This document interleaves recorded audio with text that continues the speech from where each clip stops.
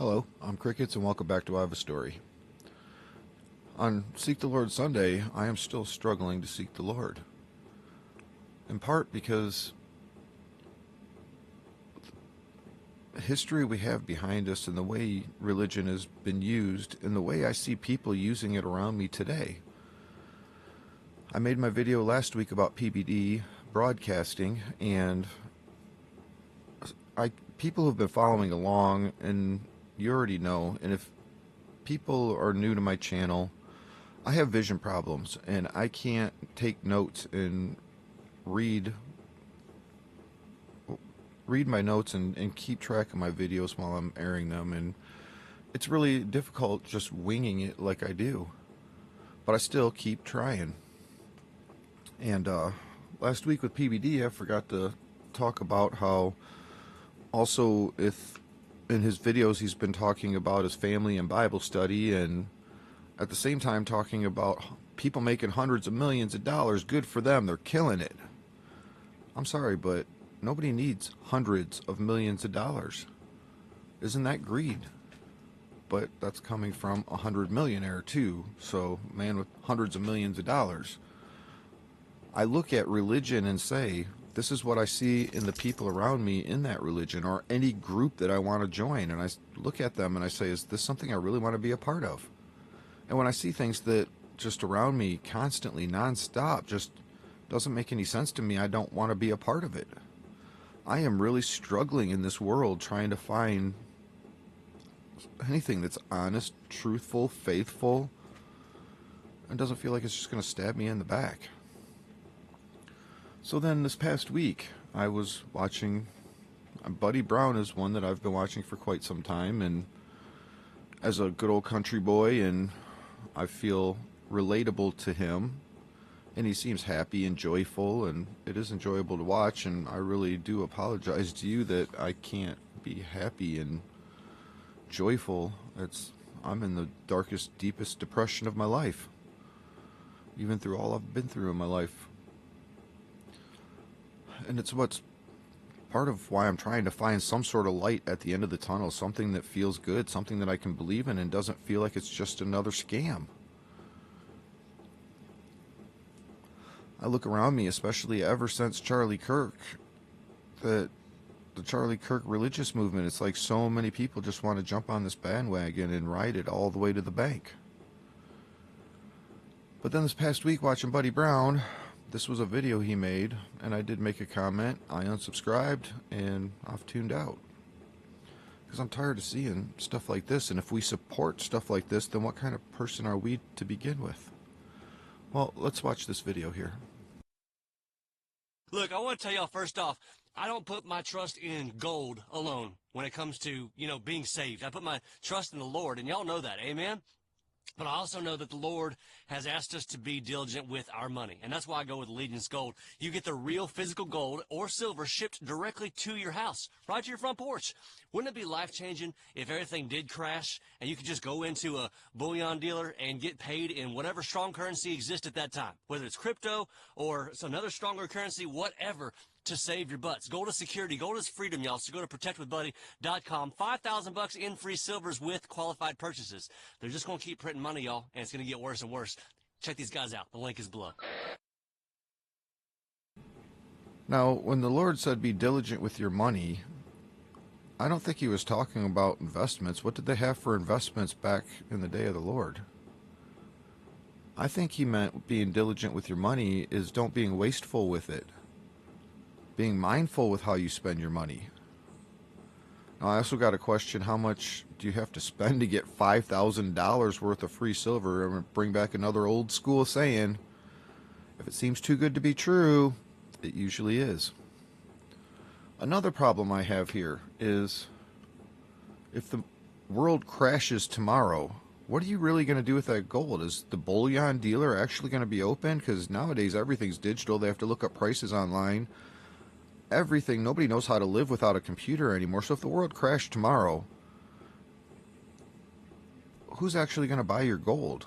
The only thing, if the world crashes, and I've seen it, and I have a problem with this gold in particular because I'm seeing it advertised on so many channels. And it really makes me question, if gold's worth that much, why this company is trying to sell it off now. If they're trying to get you to invest in the future, wouldn't they be heavily invested in the future to hold on to what they have, especially as prices continue rising? Now, I understand that I don't know how much they bought before the prices went up and where all their investments are, and really how all that. I'm not a business-minded person in a lot of regards. I understand a lot of it. I research a lot of it, but there's a lot of it I don't have that in my brain to. I live for today, and while I prepare for the future, I don't understand. I understand gold we needed a monetary value. Gold had a value back in the beginning of time for a long time. But today, what's it actually worth if the world crashes? They are targeting a whole lot of homesteading and prepper channels with this gold. And these people are all getting paid to advertise it. It's not something that I can say that they truly believe in. It's just they're getting paid to advertise this, and he's going to use the words God and diligent and invest in gold. I don't think that's what the Lord meant by be diligent with your money. But at the same time, I just see another person who's well off and is getting paid to advertise a product. Let me share this with you. I am broke as broke can be. I mean, I am flat broke.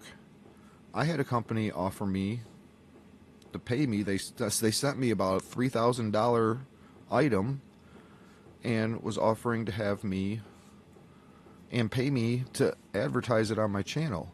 They offered me the item, I got the item, and they offered me $100 for my first video on top of that. After dealing with the company, realizing that the product came from China and they're undercutting the American market, which is all against my morals.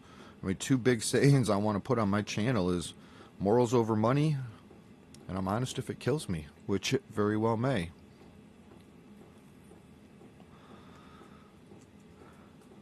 I don't see, if the world crashes tomorrow, especially in a day of today with everything being computerized and done on computers, and without computers, how's anybody going to determine the value of anything? The things that are, if the world crashes, the things that we need to survive are what's going to be valuable, like clean water, food, ways to keep ourselves from freezing in the wintertime. Those are going to be our struggles in life. If the world crashes, are you going to be able to pay the electric company, or is the electric company even going to be able to accept your money? The only people that gold might be of value to that I could see are people who are already well off, people who already have ways to provide for themselves for all the necessities of life, and are capable of investing in the future that they possibly see may or may not come back out of it. It's really hard to think about the world crashing. I don't know. I just see people being taken advantage of over these mindsets and being targeted to take advantage of them. I really struggle with watching any of it and supporting any of it and letting my brain be susceptible to the things that people are saying and doing with it. I'm just going to use the Lord and be diligent with your money to invest. I really struggle with that because, and not just with this channel, but with so many other channels that I could go on for a long time talking about all the different things I've seen that give me these feelings that I'm having right now. But I left a comment on this channel, I unsubscribed, and I left. I did get a thumbs up. I don't know if that was from Buddy Brown or who gave me the thumbs up, but I did get a thumbs up on my comment. I've really tuned out of social media and a whole lot since just before Christmas, struggling with my emotions and my feelings and needing a break from it all because I keep seeing this stuff and it just hurts. And that makes me question and doubt. Now, I talked about how I went to Bible school and how that went for me. I didn't have a whole lot of religion in my life as a child, and I will be speaking more about those who were in my life because every single one of them made me question religion. Every single one. And I turned to man to find religion, and for several ways. I mean, that's how we learn, is Man wrote the Bible, so we're learning from man about religion. And then I see the people around me in these groups. Doesn't matter what group I want to join, if I can't align with them morally, I can't be a part of that group. If I look at something and say, this is what it does to people, do I really want to be susceptible to that? Is that what I want to be a part of? I really struggle with this. But what I did have as a kid are things like this that taught me, well, gold, jewelry, things that glimmer and shine. Well, this is what I was taught. This certainly is the cup of the King of Kings.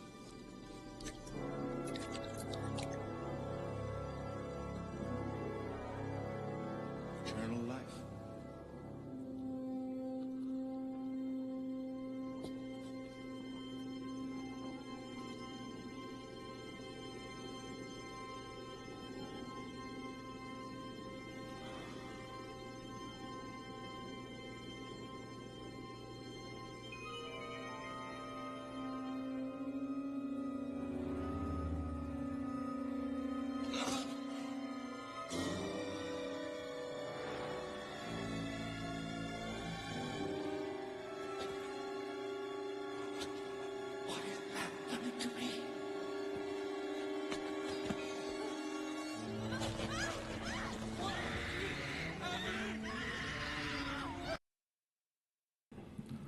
I was taught that gold was for kings and queens and rulers and emperors and people who wanted power. You will not find anything even gold colored in my house. Well, I take that back. My shower surround is, but I can't help that. It came in the shower. I do actually have a new door for it and a surround, but it's going to be a while before I get it put on. I can't stand gold. So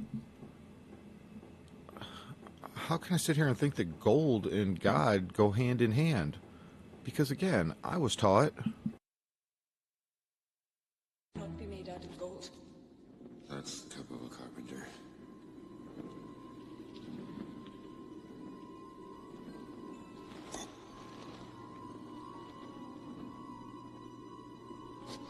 There's only one way to find out.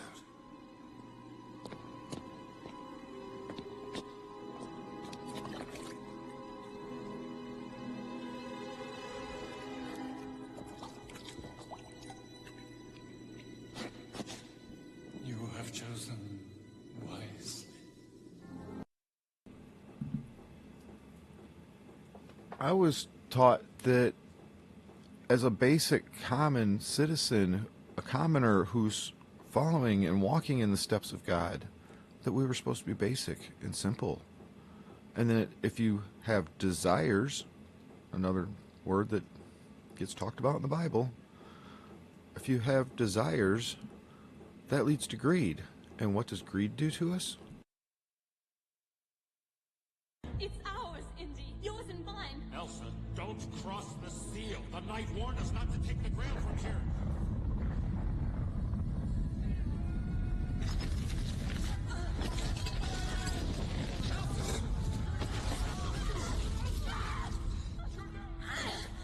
Elsa, don't, Elsa. Elsa, give me your other hand, honey. I can't hold you. I reach it. Reach it. Elsa.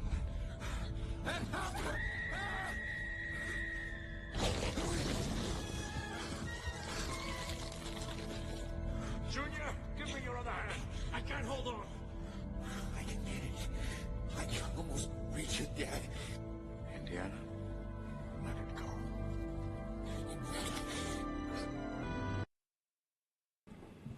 And if we're around things that tempt us and around people that tempt us to lead into greed and temptations of desire, then that pushes us to possibly follow suit. But can you fight the battle of greed and let go? Can any of these YouTubers let go of the greed? Especially when I'm watching these YouTubers who I've been doing some research finding out there were tens of millions of dollars, but yet have to have multiple commercials in their show for you to watch so that they can make more money.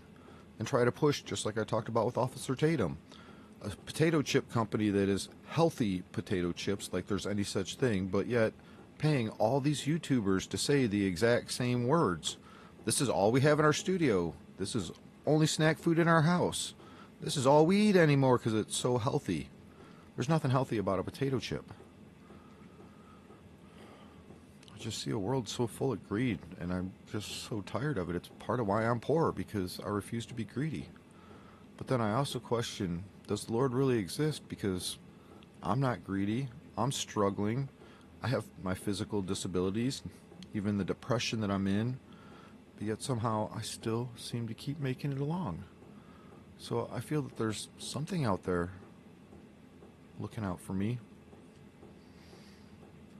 Hopefully that will continue to happen as long as I don't push into those levels of greed.